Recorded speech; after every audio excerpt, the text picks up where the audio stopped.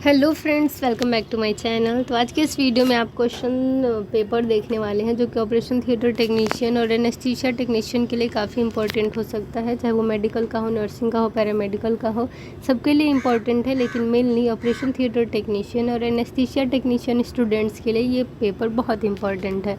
तो यहाँ पर हम देख सकते हैं कि OT टेक्नीशियन का ये पेपर है और लिखा हुआ है OT टेक्नीशियन, लेकिन मिलते जुलते क्वेश्चन जो है सब में पूछे जाते हैं। तो यहाँ पे कुछ मार्किंग का यहाँ पे मतलब क्राइटेरिया क्या क्या है वैसे लिखा हुआ है, तो इस पे ध्यान ना देते हुए हम लोग मेन क्वेश्चन सेशन पे आते हैं। तो MCQ टाइप क्वेश्चन है, मल्टीपल चॉइस क्वेश्चन। और पहला क्वेश्चन है, which of the following division of nervous system includes the brain. यानी नर्वस सिस्टम के भी पार्ट है, यानी उसको भी बांटा गया है, तो उसके किस डिवीज़न में ब्रेन इंक्लूड होता है, ब्रेन आता है।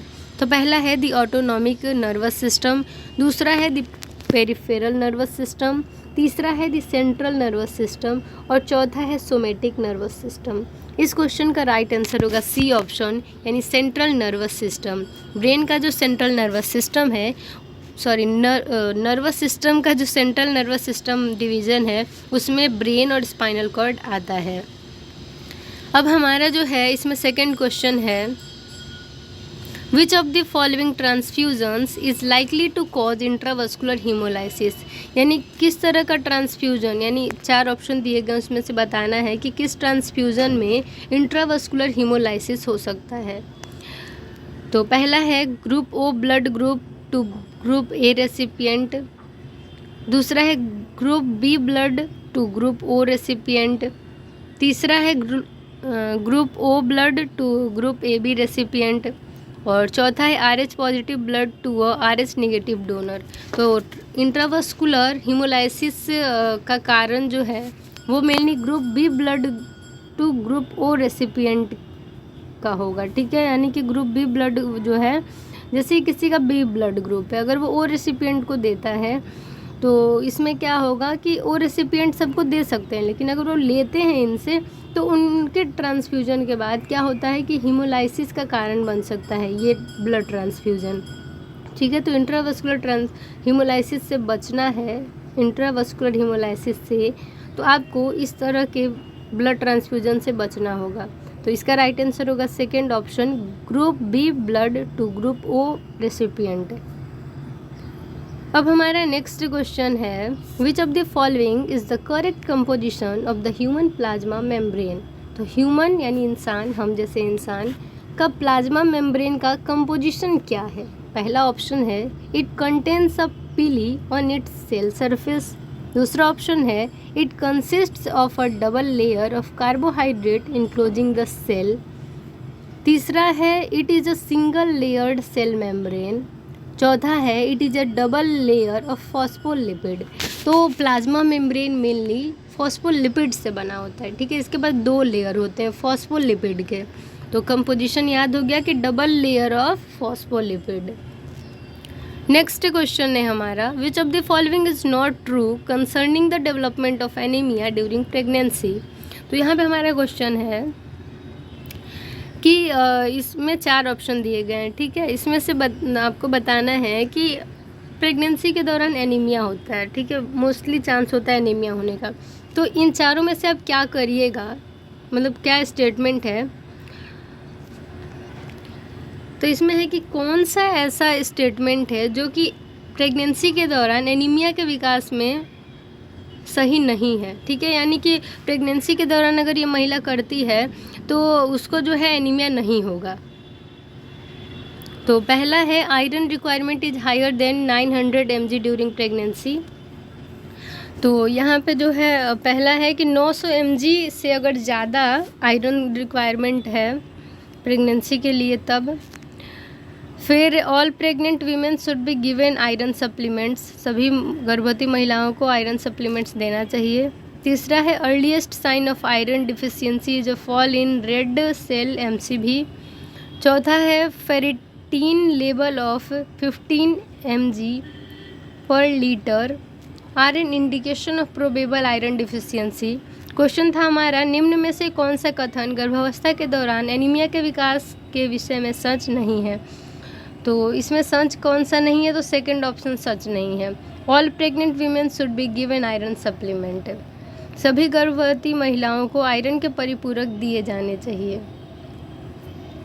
नेक्स्ट हमारा क्वेश्चन है the accumulation of fluid in the extracellular space oedema occurs due to. तो मेनली जो है ये एडिमा क्यों होता है, यानी कि हमारे शरीर में सूजन आपने देखा होगा, ऊपर ऊपर बहुत सूजन हो जाता है गजब सा, एकदम से हाथ उंगली ऐसे धसाइएगा तो पूरा अंदर घुसा रहेगा बहुत टाइम तक, और नॉर्मली ऐसे करिएगा तो वो तुरंत अपना जगह ले लेगा। लेकिन एडिमा के केस में, स्वेलिंग के केस में ऐसा नहीं होता है। तो एक्स्ट्रा सेलुलर स्पेस में फ्लूइड का जमाव क्यों हो जाता है, कारण क्या है? पहला है लिम्फेटिक ब्लॉकेज, दूसरा है हाइपरटेंशन, तीसरा है drinking large amount of beer, चौथा है डायबिटीज़ इंसिपिडस। राइट आंसर होगा mainly A option, lymphatic blockage. Lymphatic blockage के कारण जो है फ्लूइड एक्यूमुलेशन होता है। नेक्स्ट क्वेश्चन है हमारा the rate of heart is blank beats per minute.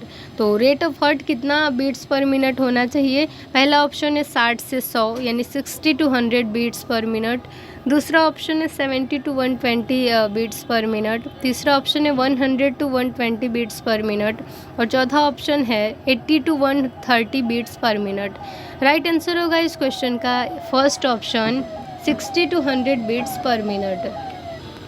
अब हमारा नेक्स्ट क्वेश्चन है which of the following is the visceral membrane that surrounds and protects the human lungs. यानी कि इन चारों में से कौन सा विसरल मेम्ब्रेन है जो कि हमारे फेफड़े को प्रोटेक्ट करता है और चारों तरफ से घेरे रहता है? पहला है पेरिकार्डियल, दूसरा है मेडियास्टिनल, तीसरा है प्लूरल और चौथा है पेरिटोनियल। राइट आंसर होगा इसका प्लूरल।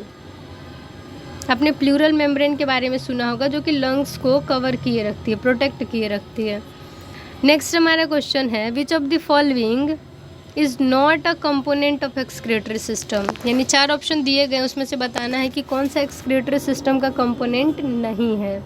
पहला ऑप्शन है लंग्स, दूसरा ऑप्शन है स्किन, तीसरा ऑप्शन है लार्ज इंटेस्टाइन और चौथा है सेलेवरी ग्लैंड्स। राइट आंसर होगा फोर्थ ऑप्शन, सेलेवरी ग्लैंड जो है वो एक्सक्रीटरी सिस्टम का कंपोनेंट नहीं है। अब हमारा नेक्स्ट क्वेश्चन है among the following which one is not a tissue macrophage. 4 option दिए गए हैं, उसमें से बताना है कि कौन सा टिश्यू मैक्रोफेज नहीं है। पहला है कुफर सेल्स, दूसरा है माइक्रोग्लियल सेल्स, तीसरा है मास्ट सेल्स और चौथा है गोचर सेल्स। राइट आंसर होगा सी ऑप्शन, मास्ट सेल्स जो हैं वो टिश्यू मैक्रोफेज नहीं है। अब हमारा नेक्स्ट क्वेश्चन है this circulatory route that runs from digestive tract to liver as. तो यहाँ पे जो हमारा है कि कौन सा ऐसा सर्कुलेटरी रूट है जो कि डाइजेस्टिव ट्रैक्ट से यानी हमारे पाचन तंत्र से लीवर तक जुड़ा रहता है, ठीक है, जाता है। तो पहला है हिपैटिक पोर्टल सर्कुलेशन, दूसरा है सिस्टमिक सर्कुलेशन, तीसरा है पुलमनरी सर्कुलेशन और चौथा है कोरोनरी सर्कुलेशन। राइट आंसर होगा ए ऑप्शन यानी first option, hepatic portal circulation. तो इस तरीके से इस वीडियो को यहीं पे एंड करते हैं, और जो आसपास साउंड वगैरह आते हैं तो उसके लिए सॉरी, आप लोग थोड़ा मैनेज कर लीजिएगा, क्वेश्चन पे ध्यान दीजिएगा क्योंकि इसको मैं कंट्रोल नहीं कर सकती, ये मेरे कंट्रोल में नहीं है, तो आप लोग थोड़ा मैनेज कर लीजिए। Thank you for watching my video को यहीं पे एंड करते हैं क्योंकि बहुत ज़्यादा इरिटेटिंग हो रहा। तो चैनल पे नए हैं तो चैनल को सब्सक्राइब कर लीजिएगा, बेल आइकन को प्रेस कर लीजिएगा ताकि आपको सारी लेटेस्ट वीडियो की अपडेट्स मिलती रहें। तो thank you for watching my video, bye, take care. Comment करना और फीडबैक देना ना भूलिए।